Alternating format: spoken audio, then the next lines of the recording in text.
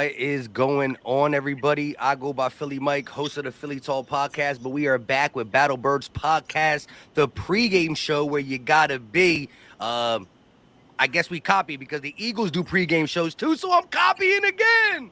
Anyways, Fresh Gate, we're coming off our first lost. We gotta respond for the people, and so do the Eagles. How y'all feel about that? Uh, feel about taking a loss? Not very good, bro. Response. It wasn't my favorite. It wasn't my favorite thing, sir. I feel like they're going to respond today, Mike. I do. I really do. I got confidence that they're going to come out and we're going to see some fight in the run game. I feel like what can be taken away from the run game is that the run game more than anything is about effort. It's about committing yourself to doing the dirty work. And I think when a team really, back-to-back teams caught you with it, but you really got caught with an L this past week with it, I think you got no choice but to sack up and play the run. Yo, that man, you know what it is. You know what it is, man. Your boy Philly Fresh, aka the General. Appreciate all y'all being here. I'm just gonna say this, man. The Eagles are 8-1. I think I'm the lucky charm, man. It's the only one game that I did not get to watch. I was in the air. I was on a plane. Had a hell of a week, man. It was crazy. Other than the Eagles losing. To me, you got yourself a situation to where as though, yes, you got to find a way to stop the run game. But there's other things that also need to be addressed too. Once again, don't need to see Kayvon Wallace out there. How about you find more packages, more 4-3s to get our third round pick, Nakobe Dean. Some, give him some time. Like, see what he can do.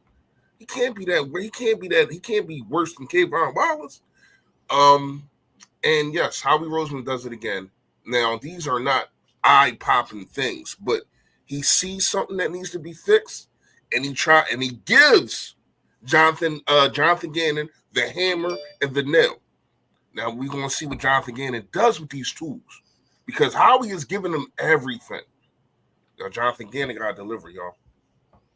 Yeah, I agree with you. I think, if the organization is going to hit us with the response, the players definitely got to hit us with the response. I think all three levels are on the same page, players, coaches, and front office members, to go out there and get 2D tackles one after another. Then to hear the guys in the locker room, coaches and players talk about, the 17-0 talk is done, but we have to put the work in to continue doing what we're doing. I think that this game has to show, what the Eagles are going to be going forward. Again, football takes a little bit to get going, but the 8 weeks we saw was something, for the simple fact we won different ways. We beat the second best team in the NFC. We scored points on the Dallas defense before they got, blown up the last couple of days. This Eagles team put some good wins together. I don't care what nobody says. And now we got to build off this loss. And again, I think it was uncharacteristics of the Eagles that got us the loss. But as y'all both mentioned, Jonathan Taylor has to be Gannon, this defense number one focus.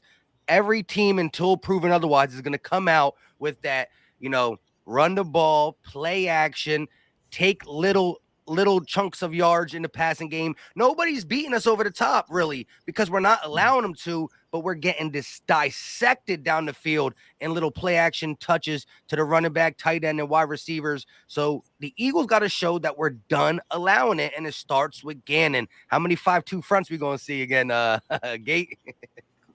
I think you're going to see quite a bit. I mean, I don't know if it'll be 5-2, but you're going to see a 5-man front on this. I'll say that the issues I saw, Mike, was it looks like a lot of man control is what they play. And the easiest way to explain man control, if y'all were watching Twitter, you probably saw Ali and I kind of going back and forth talking about the different alignments you play on the D line.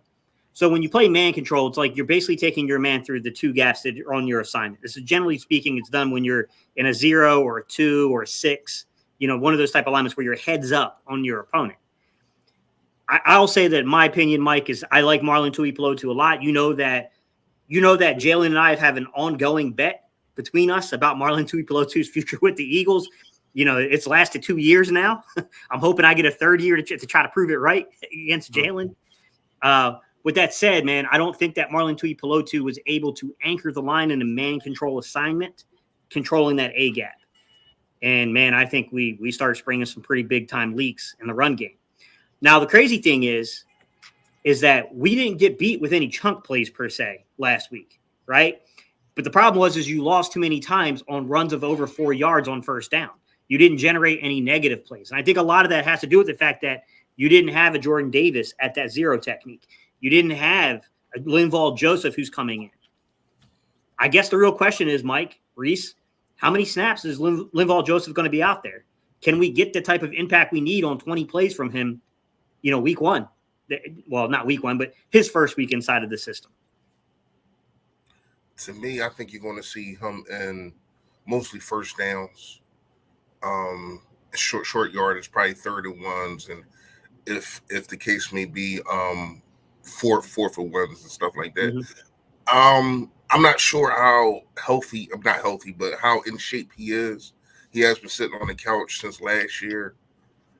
I would love to see it just when you look at it. I mean, he's almost 30 pounds over Fletcher Cox, who was the heaviest man after Jordan Davis went out. I mean, but you look at it, Joseph is 330, right?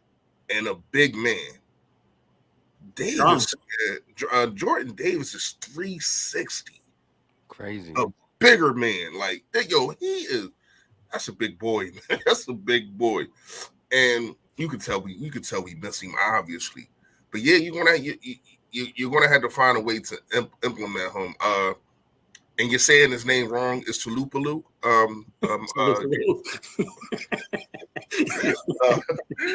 Better. No, but in all seriousness, I didn't get to actually watch the game. I did do some film breakdown. It's weird doing film breakdown when you actually didn't watch the game. But I'm not gonna lie, he definitely didn't anchor. He was getting bullied in there from the tape that I've seen. It wasn't nice. So yeah, you to me, when you have a hard grave of Fletcher Cox, you just need somebody to anchor the A gap and let everybody else eat. Just make the running back have to make a decision to go another way and not just that A gap hole just be open. You have the guys to rally around everybody, every other gap, should I say. But if that A gap is open, we're in trouble. You know what I mean? And I'm not going to lie. I think Joseph is a guy that can stymie the A gap a little enough for them to say, you know what? Let's try to go on the outside. We can't just gash him and run it for 40 times. But you also know what else will help is if those guys got to play catch up. If we get an early lead, you know what I mean, coast it all the way through and don't turn the freaking ball over. Mm-hmm. That performance. I don't know what that was on Monday. I don't know what that was. Even though I'm not blaming Jalen Hurts for throwing the interception to AJ because he does that all the time, and most of the time AJ comes down with the football. And it was a beautiful throw. Yeah. Once again, I am not going to get on a guy who does one thing and then is successful, but when he does it and then it's not successful, I get on him. No. He took a chance, got an interception. I understand it. But Quez Watkins, what the hell was that? Like, are you kidding me? And then refs, I'm not blaming this on the refs. I hate it. But that is clear, the most clearest face mask that hasn't been caught I ever seen in my life. Like he literally was dragging his face mask down for about 5 yards, and the man got hurt.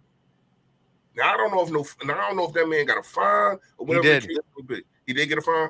Jamin Davis got a fine. Referees walking away clean. That's what I'm saying. They need a fine too. That's what I'm saying. But at the end of the day, that Quez Watkins one, man, that one hurt. And broke then, my heart. Not gonna lie, y'all. I said this in my video. I only made one video this week because I was on vacation. Sorry about that. But content will be continually coming out. Brandon Graham. Here's the thing. Don't like it, but it is the right call. I hate it. I hate it. I hate it. I hate it. But if it was the other team and it was Jalen Hurts taking the knee, it's corny. First of all, it's corny as hell. It's smart, but it's corny as hell that Heineke did some corny stuff like that. But it worked. It worked. He tricked the guys, whatever the case may be. Hey, man, it just hurt that you got to go out like that. Go ahead, Yeah. Because we could have had the ball back with 1:40, bro. And you would have finally get to see Jalen Hurts. Yo, listen, if Jalen Hurts would have took it down and won that game, man, it solidifies what we've been saying just basically this whole year. You know what I mean? But he didn't get a chance to do it. I mean, he really almost did it, but Quez Watkins fumbled. You know what I mean? So it's like, damn, like it just wasn't the Eagles' day. Obviously, it wasn't their day, man. Because even though we lost, but it wasn't no blowout or none of that. And you had to come back or whatever the case may be. But a loss is a loss. It's like a win is a win, man. Yeah. Yeah, it took a lot of things to create the loss. I mean, I don't know that all those things would be replicatable on a week-to-week basis for a team to come up with that kind of recipe to win the game. And to be honest with you, I think you mentioned it to me, which I thought was the turning point of the game. I know other people have pointed to other things, but to me, when A.J. Brown, and I know that catch was hard to make, but it was a really well-placed football. And I get that the defensive back crossed his face and then he kind of lost sight of where the ball was. I get that. But it's like, man, if you secure that catch, we're going up on you 21-10. I think it changes the outlook of the game for the rest of that game. Right. That to me was the turning point because that was them coming up with the play to stop that momentum from happening.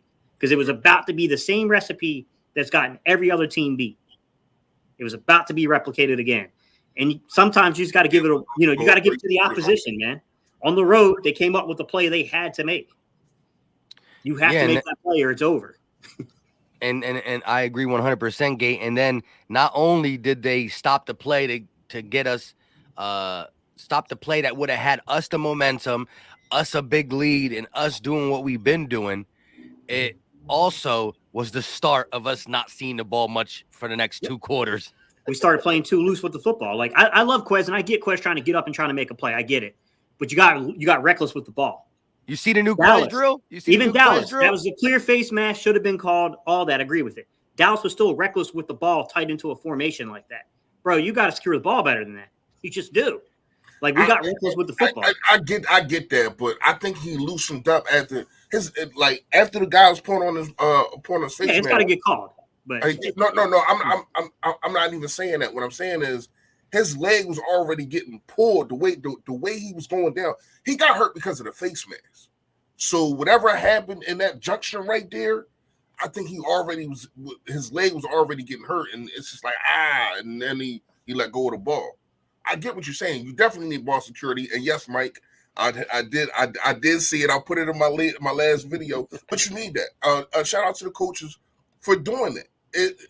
It's as embarrassing as it might look. But this is what you need. You need to have those kind of drills, so you got to secure the ball. This is a team. Last week we had more turnovers than we did all year. You know what I mean? All year. And think about that. That's going into week. What is it? What was that? Week 9 last week. Going into week 9. Week 10. Really week 10. Yeah, week 10. Going into week 10, you had a situation to where as though you only had 3 turnovers. You know what I mean? And then you come out here and you give up 3 turnovers. Yeah, it was 4 really because of the Smitty fumble at the end. You know what really hurts about this game, Mike? Do you remember my score prediction and what I said? I said 31-20 Philly and 32-21 Washington. And you remember I said these fateful words that I wish I could take back now. I said, if you turn the ball over against Philly, we're going to hang 30 on you. I predicted a lot right. I just predicted the wrong team. Wrong team. Yeah. And the crazy thing is, in the off season, I did say that the Eagles will split with the Commanders. I had us losing. I expected the Eagles to be great, but not as 8-0 dominant as we were. Because I think every team has a slip up. You've seen it with the Chiefs. You've seen it with every team this year. You've seen it with multiple teams last year. but I had it splitting with the Commanders. Did I think we were going to lose that game now? No, I had changed my opinion to us sweeping them. But again, the division is always going to be the division. It's better than a lot of divisions now, and they got one on us. But let's turn our attention to the Colts. They had one of their best games against the Raiders. Now the Raiders are the Raiders. But how do you feel about Jeff Saturday? They still got Stephon Gilmore. Matt Ryan is now back. Again, if you look at this Colts team and all the losses they took throughout this season, you'll say some of the losses were not with Matt Ryan. All of the losses were not with Jeff Saturday. And a lot of the losses were not with Jonathan Taylor. So Matt Ryan is back. Jonathan Taylor is back. They got a new coach. This is a new team. You can look at that Raiders game and say, well, the Raiders are the Raiders. That's why they won. But this still is a team that guys are going to be fighting for their job next year. The coach is going to be coaching for a job next year. And new energy is still new energy. Before y'all give y'all take on that, Joseph Tice with the $10 super chat. We appreciate y'all. He said, fly Eagles fly, let's go birds. We are shutting down Taylor. And although it's going to hurt my fantasy, I care about the Eagles a lot more. I got Taylor in my fantasy. And I'm going against I'm not against Fresh in that one. I don't know, but I'm playing Fresh in one of our leagues. So I think it's your draw. Yeah, I think it's your draw. But go ahead. How do y'all feel about just the Colts? You know, coming off a high victory, got their running back, quarterbacks back. They still got Gilmore, and they got a new energy with the coach. How do y'all feel about that?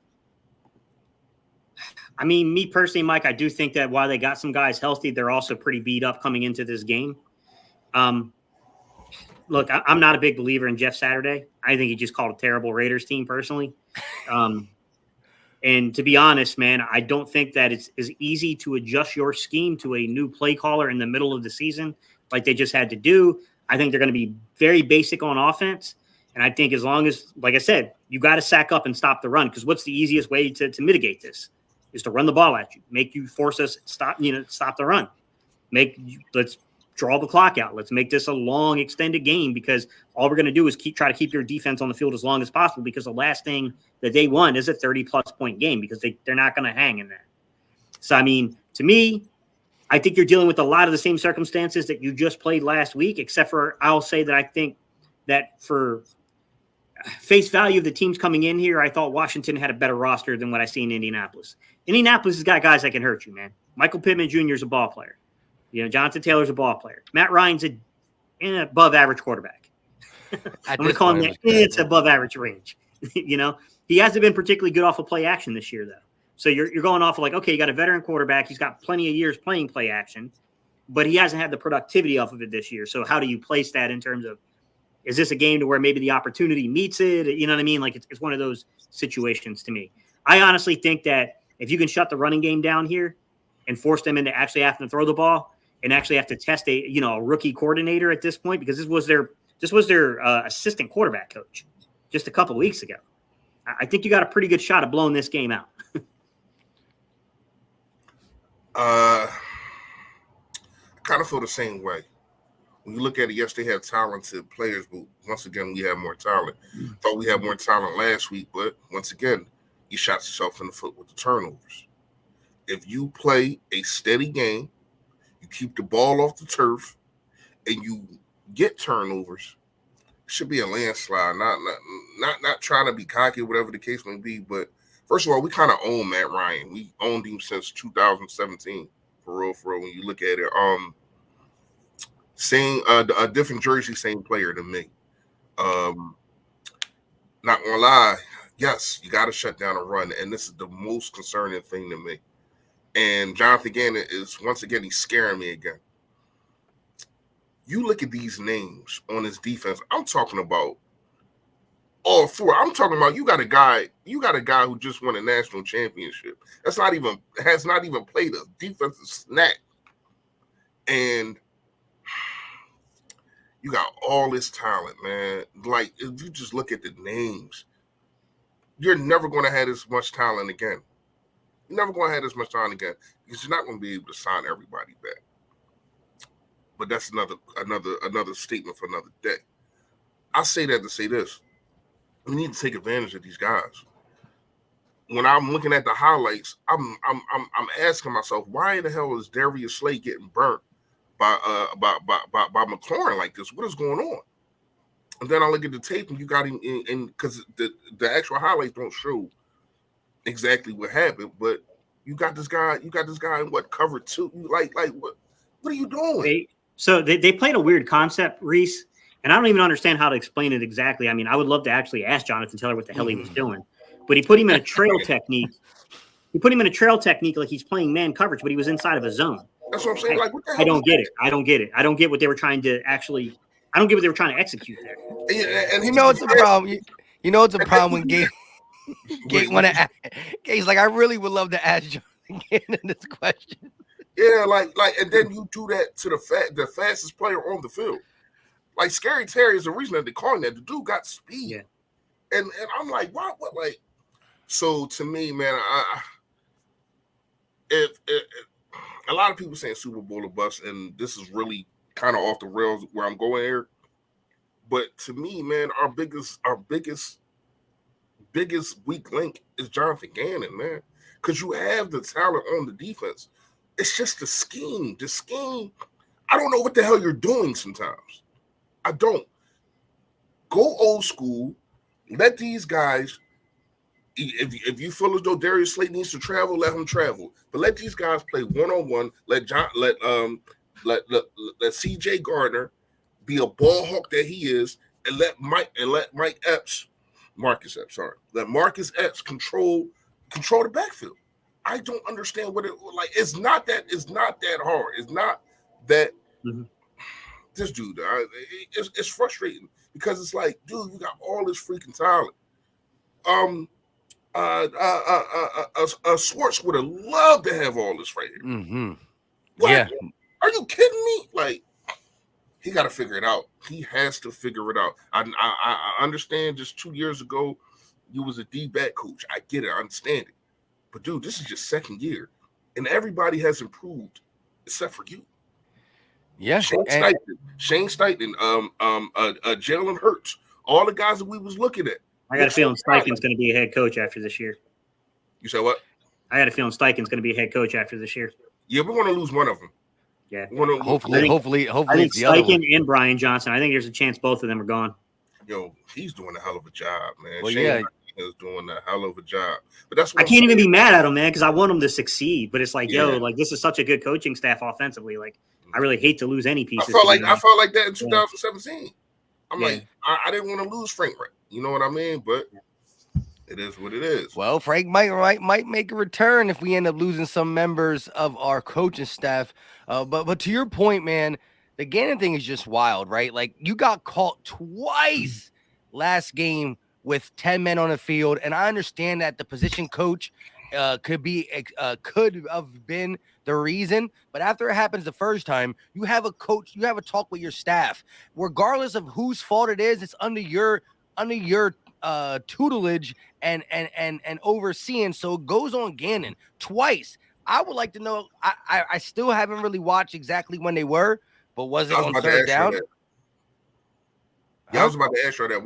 When was did they score or what y'all know? No, I wanted to see. I don't know if you know Gates, but I didn't go back and look at it fully. It's been a busy week for me with the family getting ready for Thanksgiving because we going to Virginia. His face, he's zoned in. He's not even listening to us right now. No. I what player are you referring to?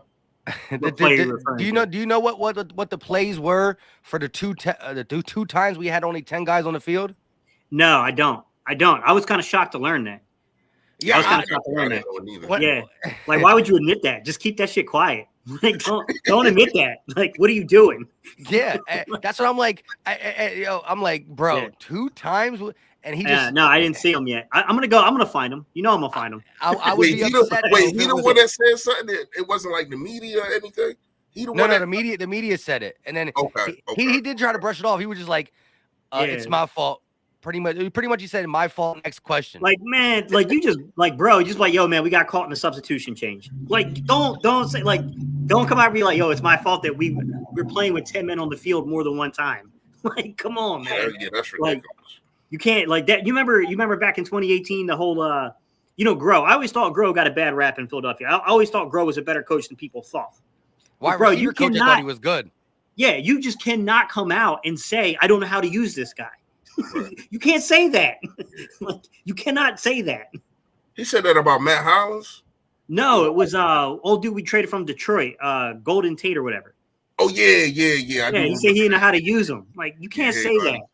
Like, yeah, it's ridiculous. But to see Jonathan Gannon do this, and look, there's Asante Samuels has a podcast called The Art of Interception, and he had Darius Slay on it this week talking about the loss, the respond, and multiple times in this, Slay's not taking a shot at Gannon because he loves what this team is doing. He's all in. He was talking about how much he loves Philly fans and all that. Guess what, guys? I'm gonna put it on the shorts tomorrow, so stay tuned for that. Slay talking about Philly fans on the Asante Samuels podcast.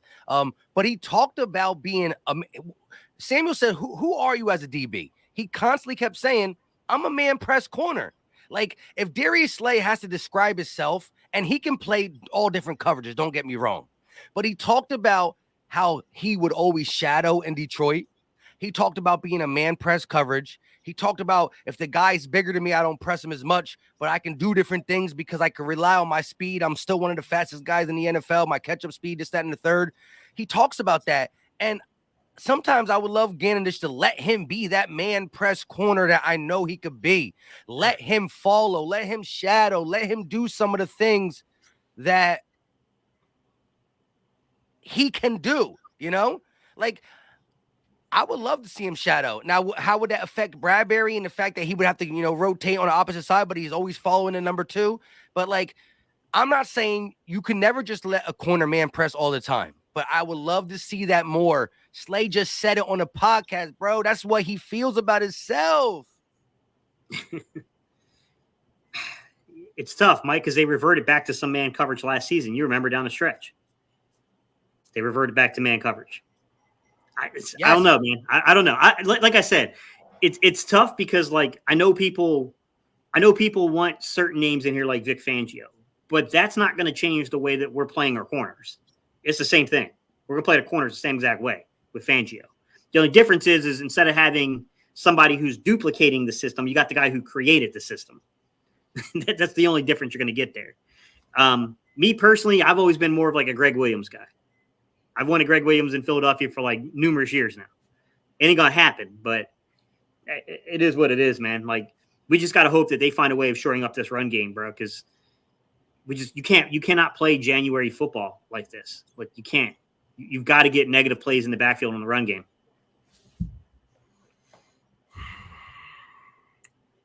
I ain't gonna lie to you. He scares me. He scares the shit out of me. Yeah. I mean, he really, really does, man. Like, it's really not really nothing else to say. It's just like, if we can see it, why can't you?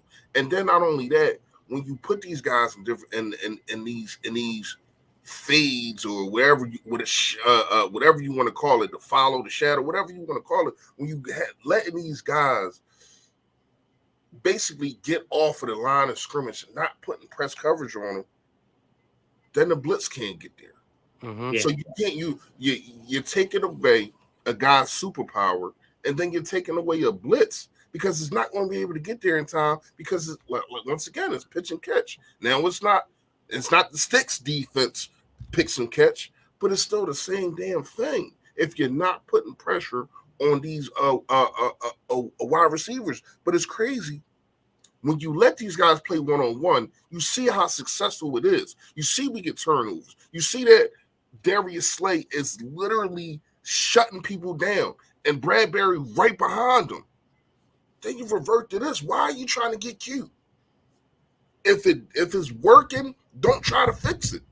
It's fine. Just let these guys do them. Let CJ Garner roam around and be the ball hawk that he is and lock the shit down.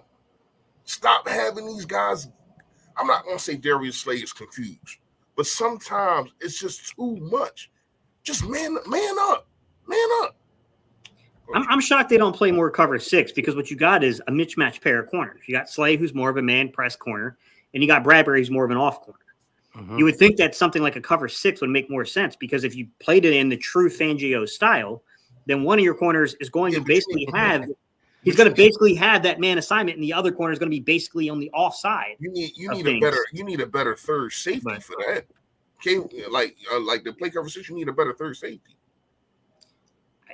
Nothing's gonna be perfect. You know that, Reese. Nothing's gonna be perfect, man. Yeah, I got you. I get that, but to me, I don't know, man. Even if you do play in cover 2, whatever the case may be, just make sure that those guys are playing press coverage. Yeah, that's the key right there. Bradbury and Slade playing, it doesn't always have to be press. I understand it, but those guys don't need to be in zones as much as you putting these guys in zones, especially on third downs. Why are you putting these guys in zones on third downs? That's stupid. Yeah, I mean, it comes to a point where, again, regardless of what Gannon believes, as he's seeing it unfold in front of his eyes, as he hears the questions day in and day out asked by the media, it has to bring his to attention. Like, my thing is, I could think I'm doing something right, but if everybody's telling me or asking me while I'm doing this, I'm going to have to start second guessing my damn self, right? And so, the quarterbacks, the defensive scheme he played early in the season last year, where he was allowing quarterbacks to, throw for 70+% completion percentage, that was asked so much that he eventually adjusted. How did he do that? Gate just spoke on it a little bit ago. We played a little bit more man. Actually, we played a decent amount more man, as if you look at the early part of the schedule to the later part of the schedule of 2021. You know what's crazy, Mike? Ironically, Steve Nelson played better in man than he did in the zone, to be real. And it was an adjustment. And so I need the media to keep on it if this continues. But every question is pretty much, how are you going to stop the run? Why are you doing this? Why are you doing that? So, I mean, he got to look at himself in the mirror. And I think, I said this in my shows all week. You kind of get a pass for allowing the Lions to come back, allowing the Cowboys to come back, having the Texans run all over you, having the Cardinals run all over you with your quarterback, because they were all dubs still. You can't really critique an 8-0 team, right?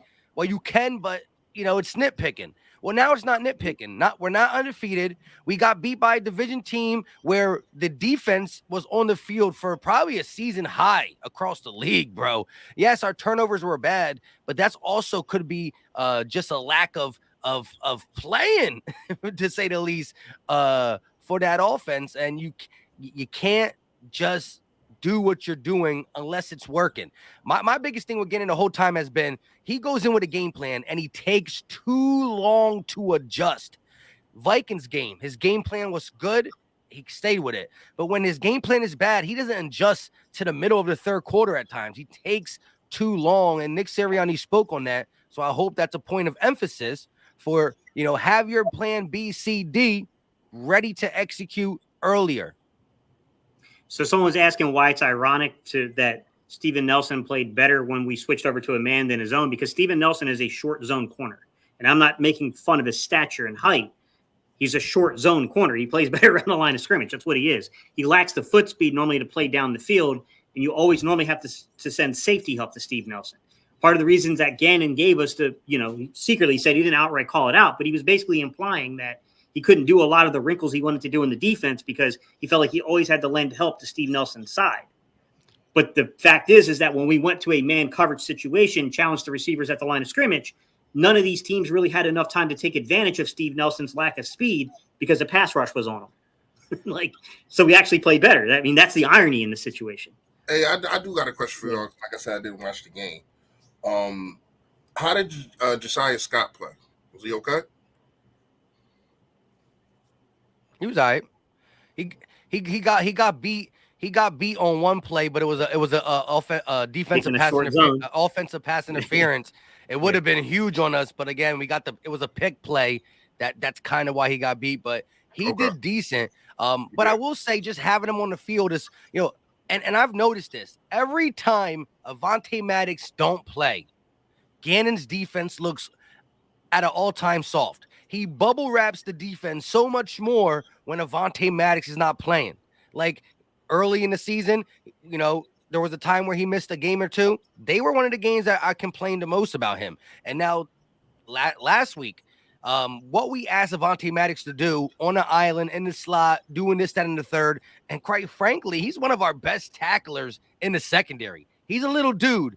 And big play Slay, I'm glad he laid some thunder on a player or two against Washington, because I watched the Volume podcast with Big Play Slay. He's always talking about these running backs better stop coming at me, because he be taking some business decisions. You know what I mean? And it happens every once in a while for the longevity of a season.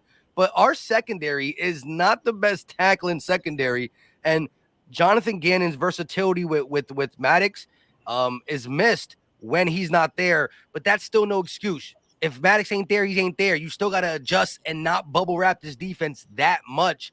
And like I said, if there was ever a time to see some change, it's now, because you got D tackles. That's a statement for Howie Roseman. Fix that, Jonathan Gannon. And it's also, you got beat 2 weeks with, or you got destroyed with it 2 weeks. One was a win, one was a loss. Fix it. Yeah, I told you my concern with him, Mike, is that I think he's a really good short zone corner, Josiah Scott. I think he plays very well in that type of system. And I think he's got the ability to play inside, outside if you can use him in that type of system. But I warned you last week, man. Anytime he's got to match and carry, especially man match and carry down the field, it gets a little iffy for me, man. Even though he's a fast guy, sometimes, man, there's some separation that gets created with him in coverage. And, he got away with a couple of them last week. I'm not going to lie. He definitely got away a couple times. But holding or a couple holds? No. Like, he got away to where the ball was off target. Okay. Like they just missed the throw, to be quite honest. But to say that, he's a backup corner. You know what I mean? Like, I think he's pretty good as a backup corner. Because the reason I asked, because they got Josh Drove, Trey Sermon, a couple of other guys that's inactive today, and I mean, y'all know how I feel about Josiah. I just wanted to know if he played well. I do got a question for y'all. Another question for y'all though.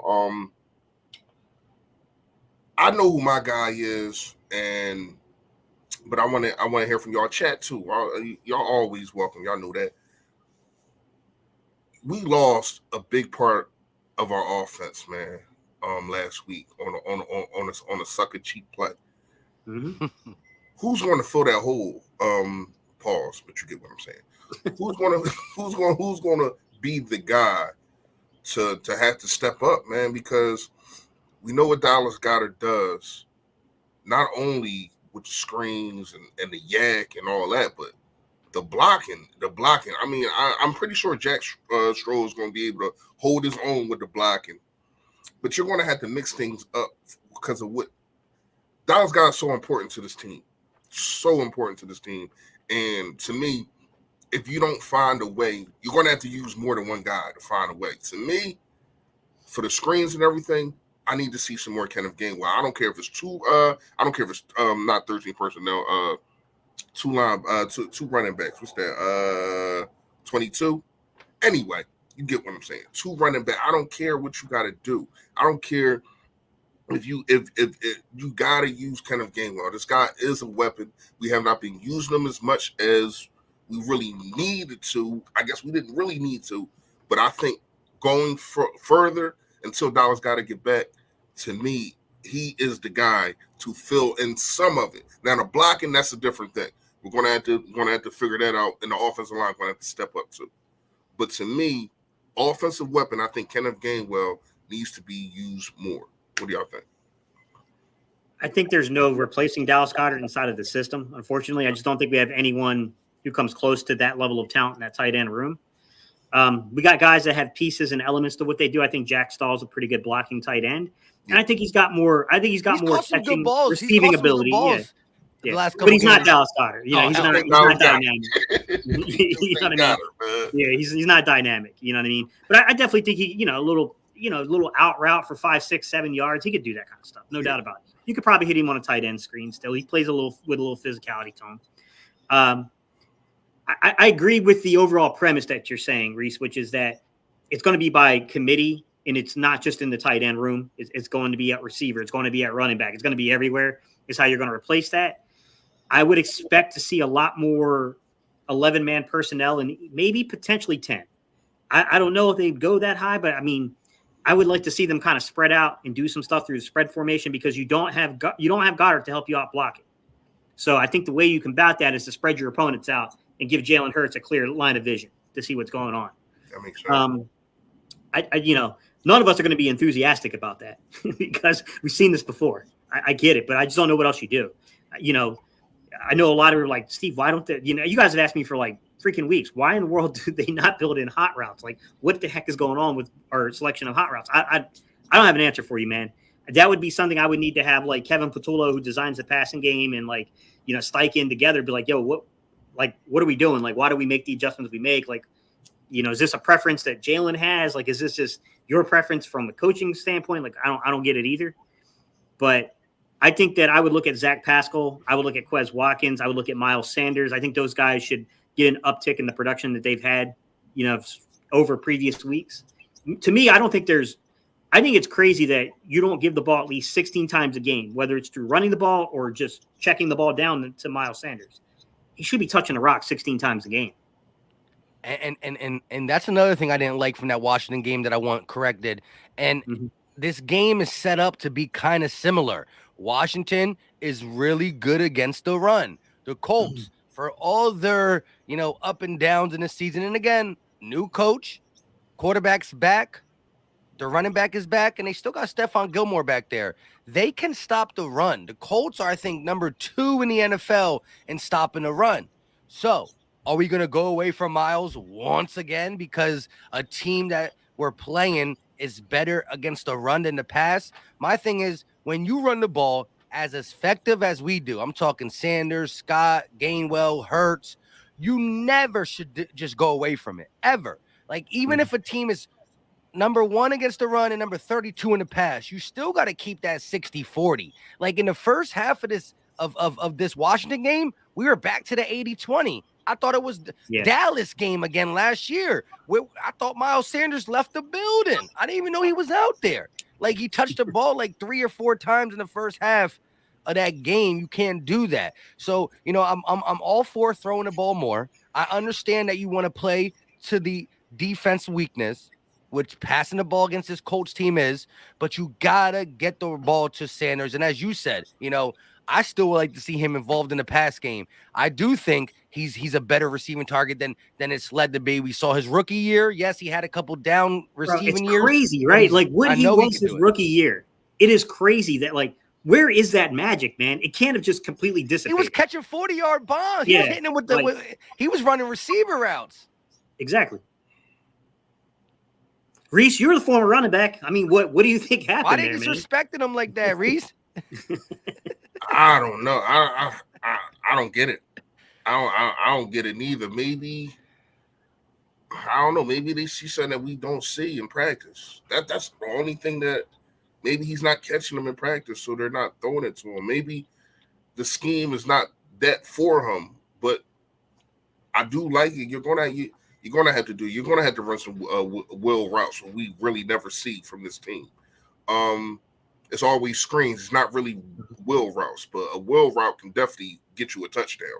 Oh, yeah. Like here and there, like no lies. On a linebacker?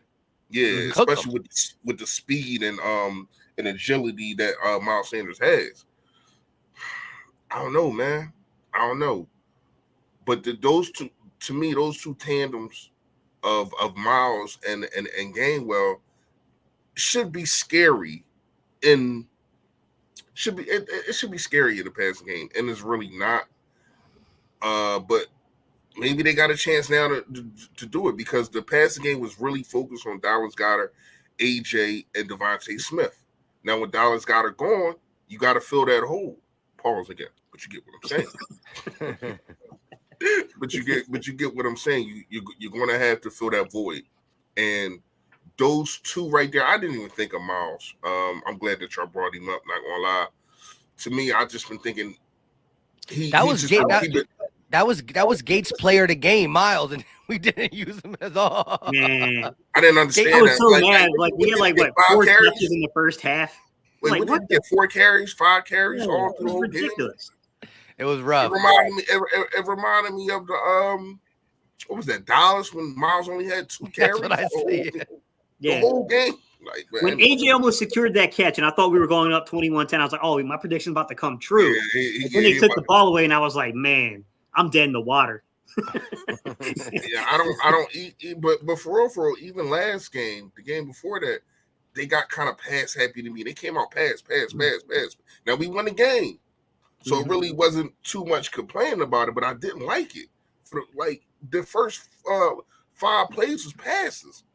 Yeah, I'm like, I understand you're trying to. I don't understand if you're trying to have Hurts be the next MVP or whatever the case may be. It's about winning. It's about a strategy to win.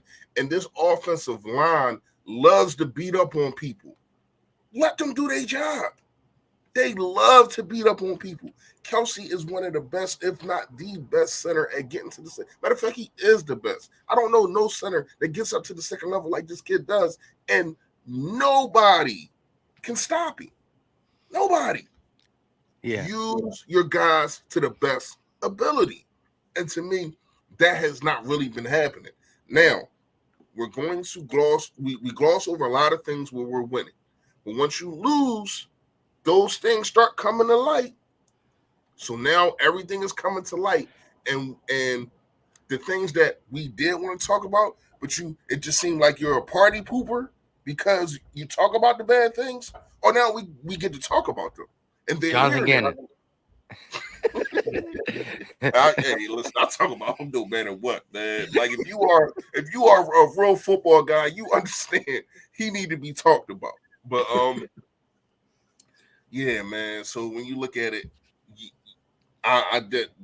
that combination I like Miles Sanders and Gainwell. Like I said, you 2 running backs.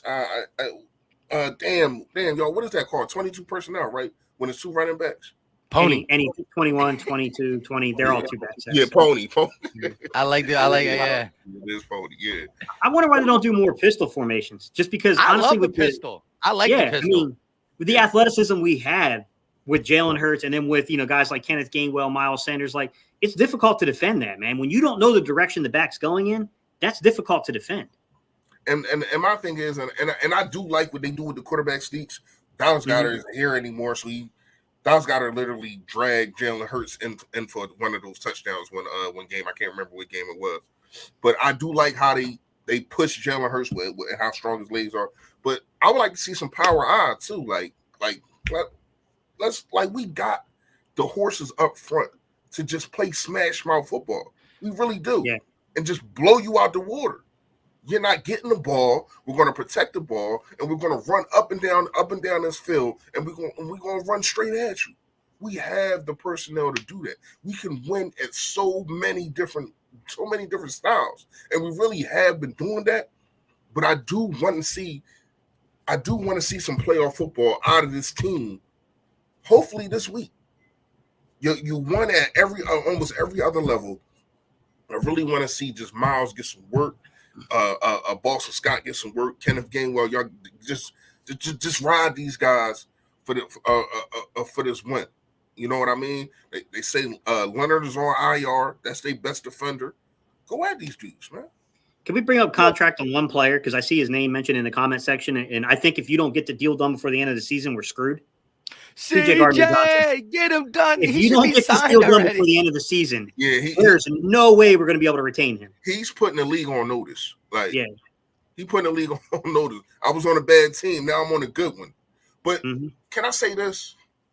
And this is not hating, but to me, he has been, and shout out to him for being there, a guy that has been in the right spots. Almost all of his interceptions have been tipped. I think all but one. So he has been, and like I said, shout out to him. He's got a good feel for where to be. Exactly. He got a good feel. Hey, little Mike. He said, hey, little Mike.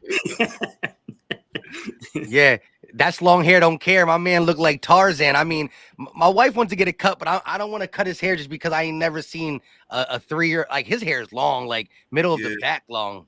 Yeah. He snuck upstairs. That's why I called my wife. I'm like, you gotta come get him. You had to call the reinforcements. Yeah. All right, go no, ahead. but we see where he might be getting his predictions from now. Damn, what was I just saying, man? We were talking about Gardner Johnson and we got distracted. Oh yeah, I mean, I don't know how y'all feel about it, but I do feel as though all his interceptions have been tipped. But shout out to him, he has been there. He's been a product of being in the right spot at the right time. But what does he have? 5 or 6 now? 6 interceptions? He had one last week, right? 5. Was he? I thought he said 6. He had one last week, right? Didn't he have one last week? That's number 5. Last week. No, he was number 5. Remember, he was leading the league with number 5. Oh, it is 6 then. It is 6. Yeah, he's at 6. Yeah. So he put the league on notice. Yeah, you got to get that deal done. To me, I would sign him and Bradbury. I think you got to keep the secondary together, man.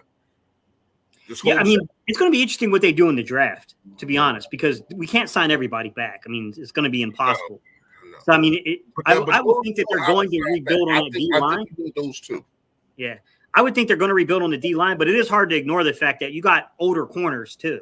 So it's kind of like, man, it's tough to predict because we don't even know who's in the draft yet completely. We know the seniors and, the upperclassmen, but we don't know what juniors are going to declare anything like that yet. But it's tough, man, because like I definitely see some parts where we're going to have to rebuild through the draft here. There's no doubt about it.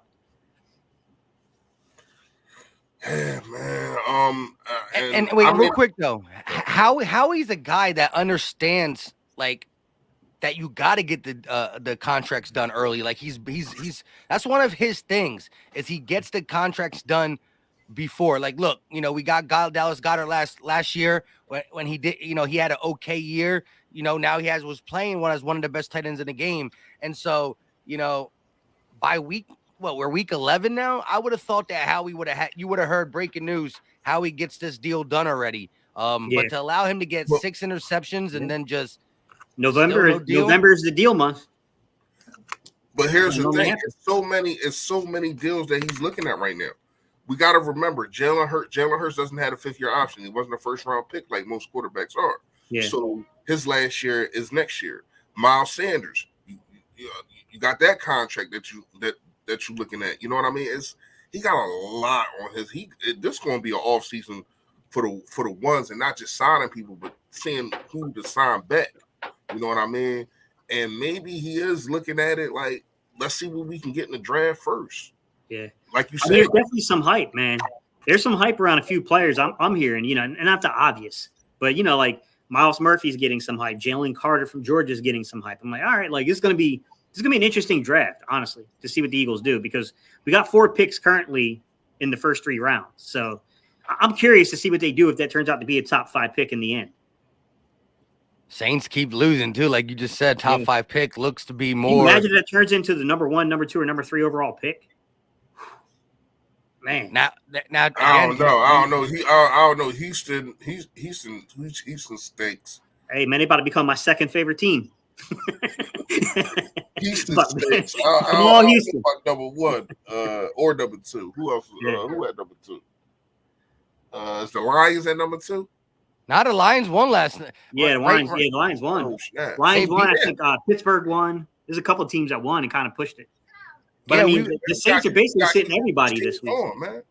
Yeah. Who the Lions? The Lions? Yeah, definitely got to root them one day. Lions got the Giants today, right? Mm-hmm. Got to get that done. Yeah. Let me see real quick. Need that.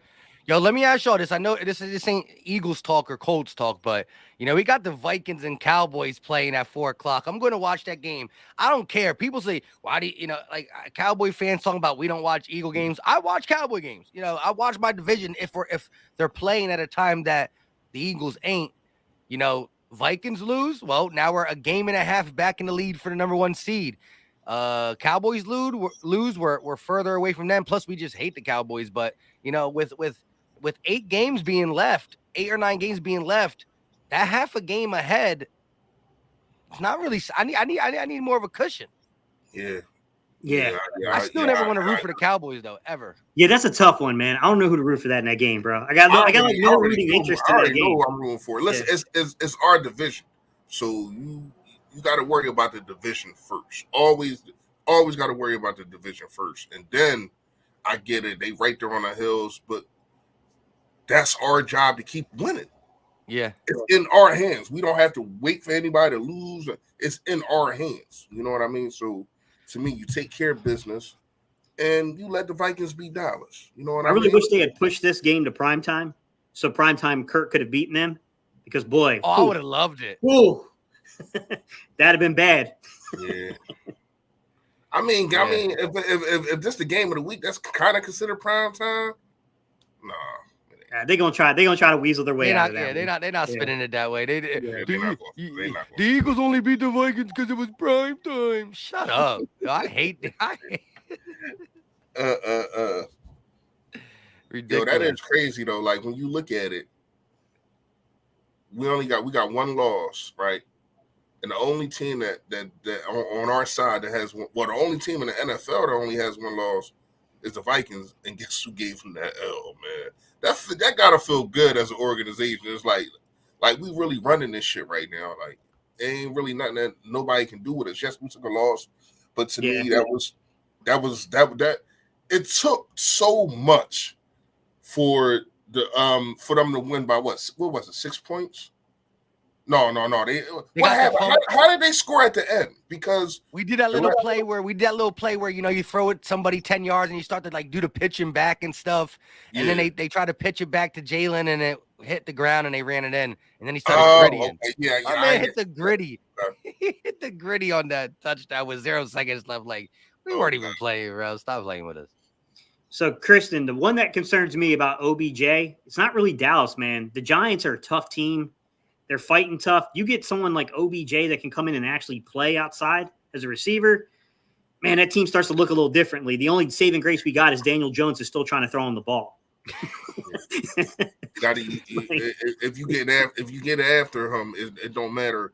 It don't matter who's on the outside. You gotta send the dogs to Daniel Jones, man. You got to.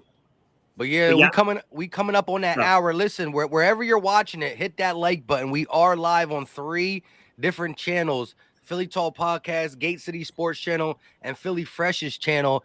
We drop Eagles content all through the week, interviews, all that stuff we do. With that being said, long form, short form, it is what it is. It's the new YouTube, man. But with that being said, let's get into a little, score prediction / our standout players on offense and defense. You want to go first, Gate? Yeah, I'll go first. All right. I'm gonna try to weasel out a score prediction. So let's see. Number 1. All right, offensive player of the game. I think Quez is going to have that bounce back game. I haven't picked Quez Watkins at all this year. There hasn't been a lot of reason to pick him this year. But you know what? I mean, with Dallas Goedert's production being weaned back, I think if you're the coaching staff, man, I mean, look, Quez made a reckless play, man. The ball got away from his body. It got away from him. It cost us. I thought that if we don't fumble the ball there, I honestly felt like we were going to come back and win that game. That's the way the game flow felt. But it happened. You know what I mean? I feel like if you can get him involved, you get him involved. And I feel like he's a guy that can punish a defense. If you lose track of Quez, that is a lot of speed out there. So I'm going to say Quez is my surprise guy on offense. Defense. All right. I got to try to hit a home run here, man. This is not a popular pick. I know it's not. And I'm waiting to hear the comment section because I know they're going to go crazy when I say this. Fletcher Cox. Fletcher Cox going to be my defensive player. That's going to be my pick. I feel like, hey, man, he did not give us what we needed last week in terms of playing and dominating that defensive line. Now you got Suh right behind you. You're going to get rest. You're going to get quality. You're going to get a guy you can get quality reps behind you, by the way. Need Fletch to be Fletch. You're a 6-time Pro Bowler. Remind other teams about that. Remind our opponents that you were a 6-time Pro Bowler.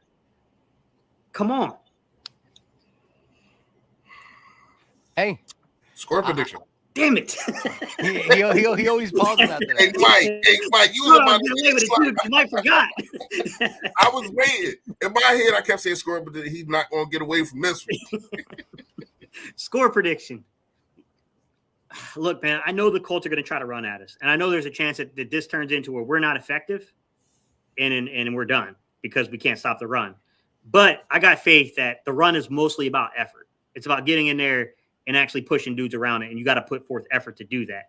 I think we're going to see that effort tonight or this afternoon.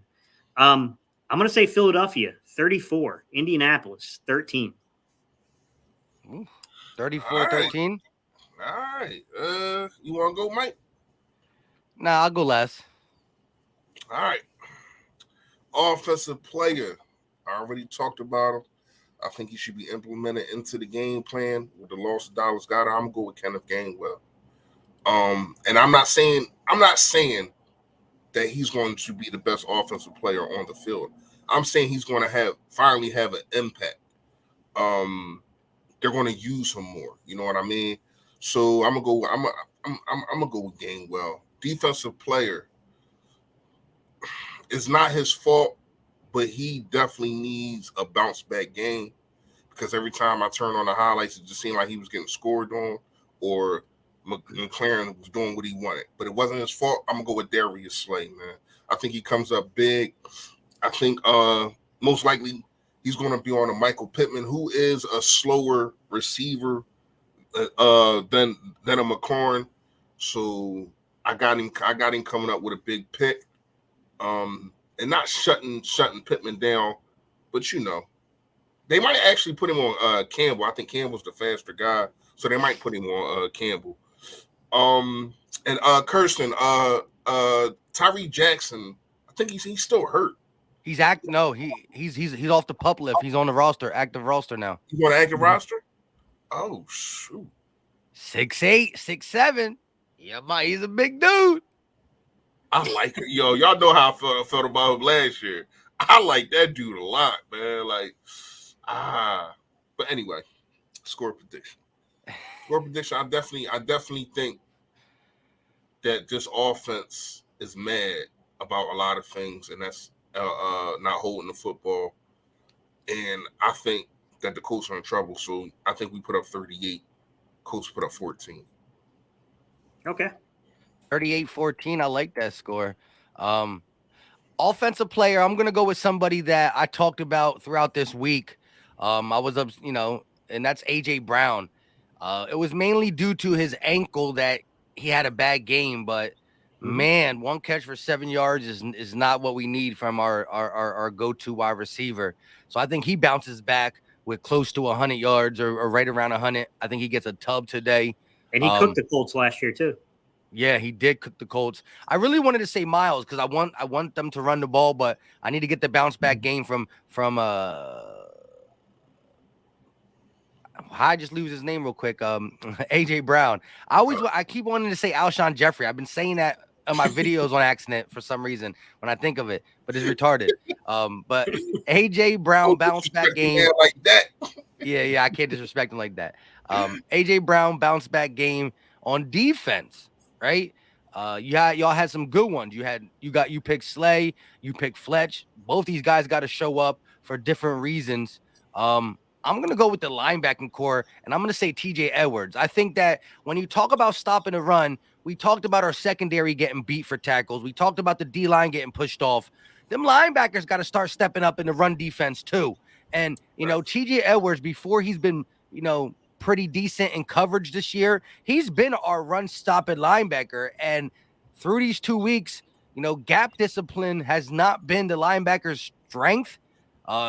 Gannon has been keeping less linebackers on the field, but I don't. That's neither here or there for TJ Edwards. I need to see him head down, get at the running backs himself, hit the right gaps, and play sound football. I think not only does the D line got to be better, but the linebacker got to be better stopping the run. So I'm going TJ Edwards, and I got the Eagles dropping a 30 burger. I can't go as high as 38. I'm gonna say 33 for the Eagles to 17.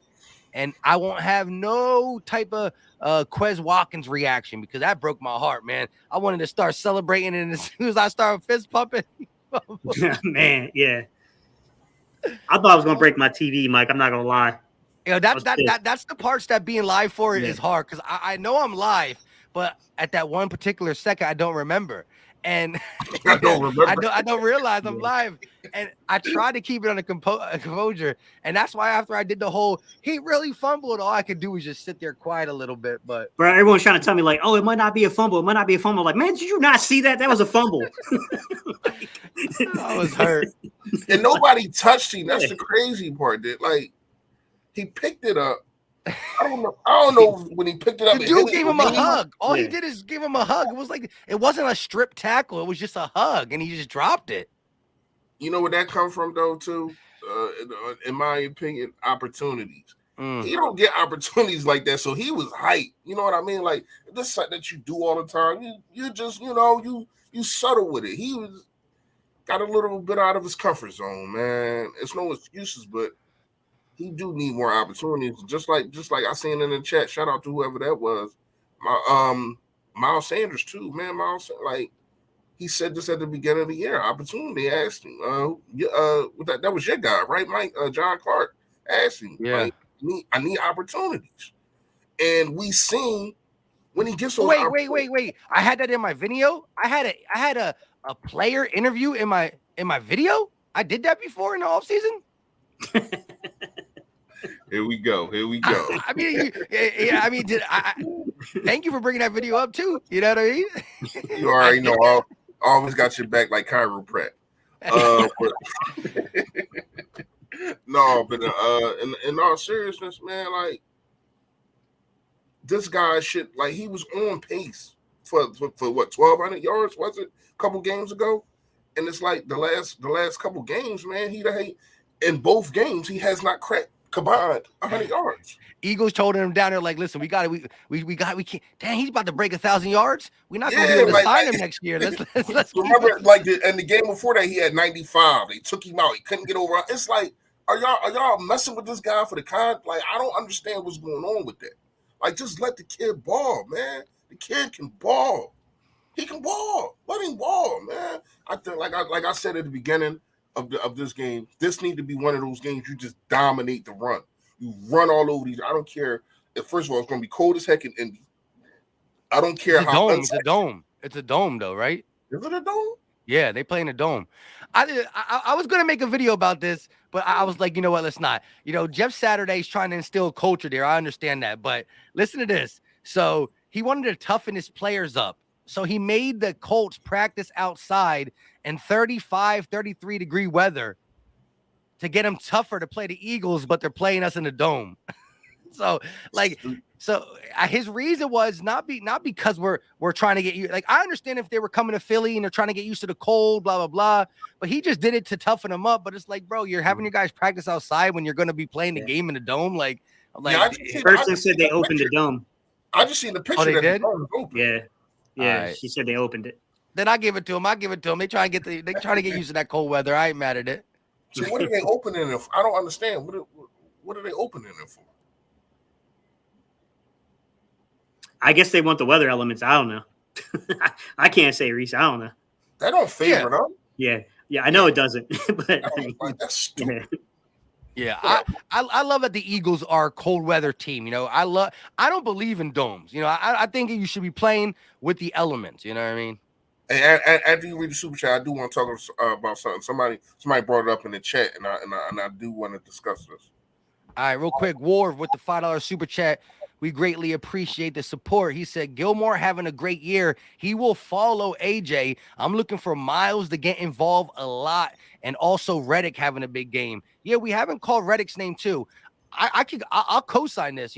If Sanders and Reddick have big games, I think that is, when Reddick has big games, Eagles look successful. That means the pass rush is working. When Miles has big games, it's mainly because the Eagles are up and now we're just doing what we do. I love how we ran the ball in the second half of that Pittsburgh game. Miles ripped off a couple big ones. So, War, if the recipe you just said, that's a successful one. And I do believe Gilmore will shadow AJ. It's gonna be a nice little matchup we get to watch for 4 quarters.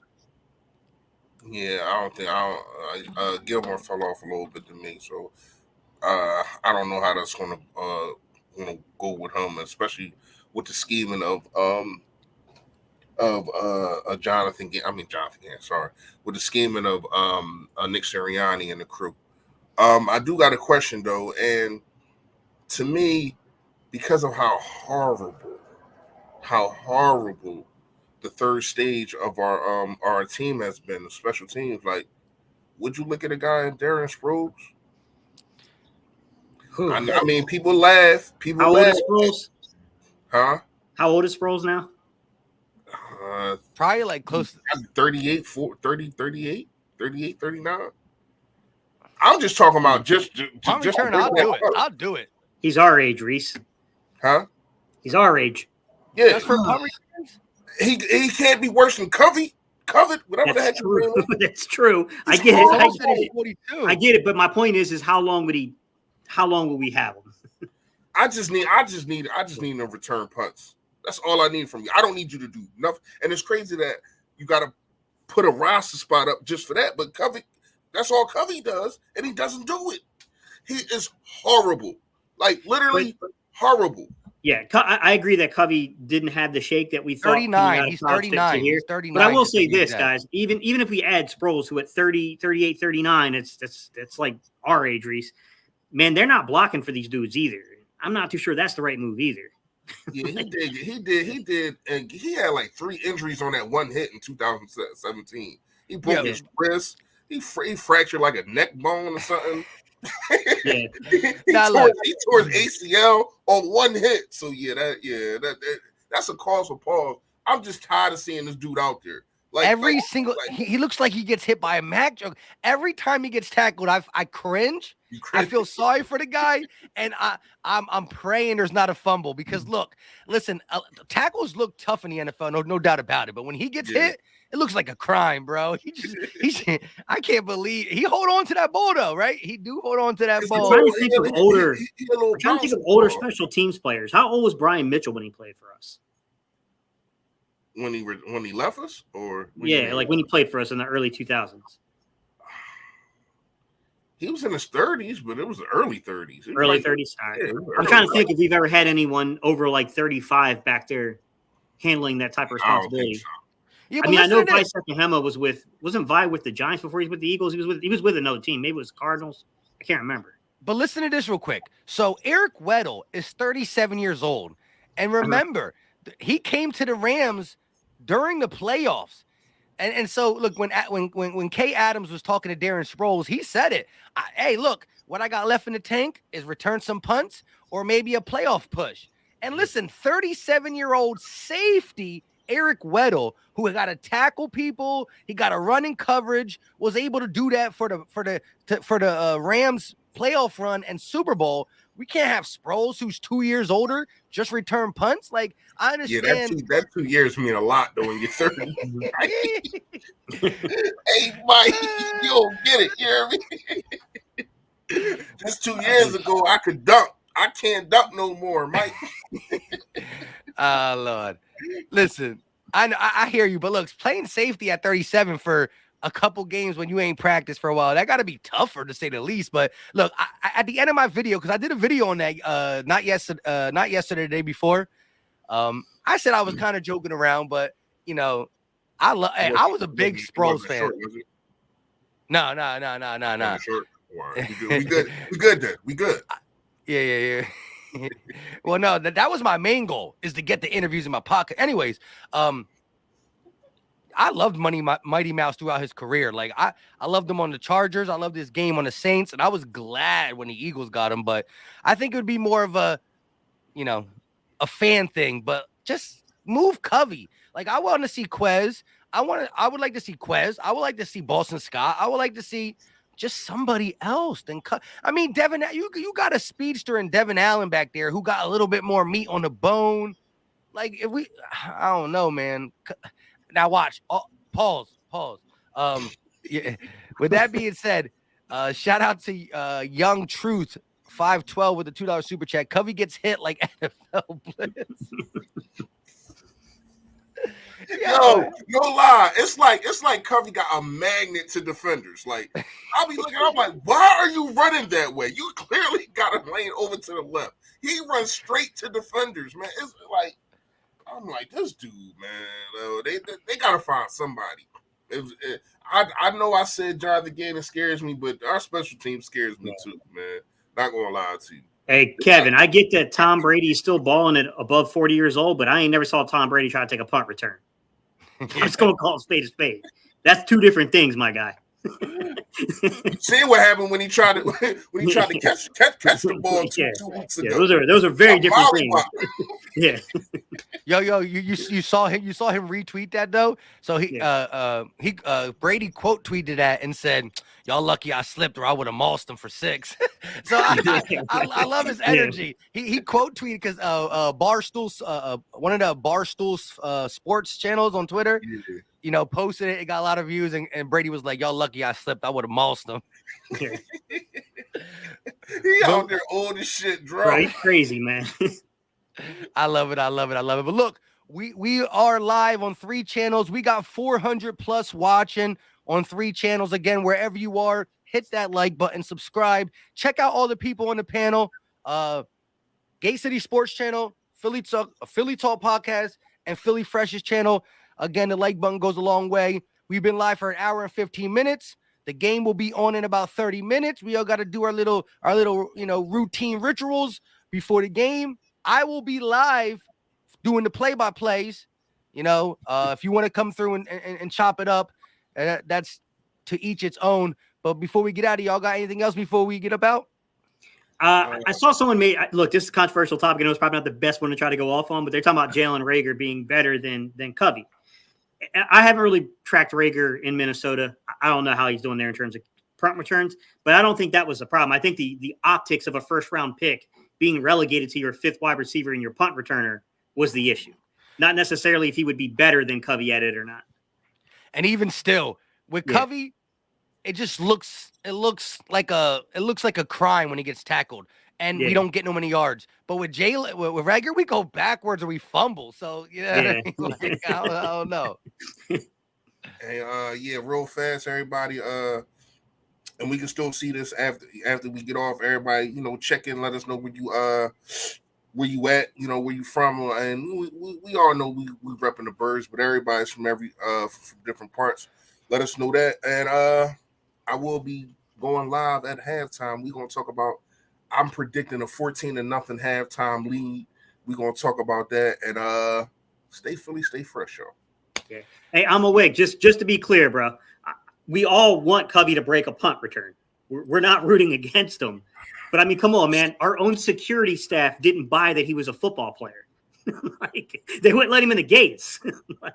Oh, yeah, I forgot about that. I forgot about that.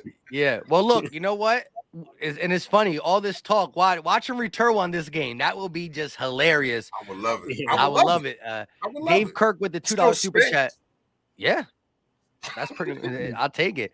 Dave Kirk, we appreciate the super chat before we get off. Reddick and Sue and Smitty and Miles, 2 defensive guys and offensive guys. He's predicting going to go off. Hopefully, Sue is up for the task, being a new addition this late. 34-17. We love it. Until next time, like, comment, share, watch interviews. We out.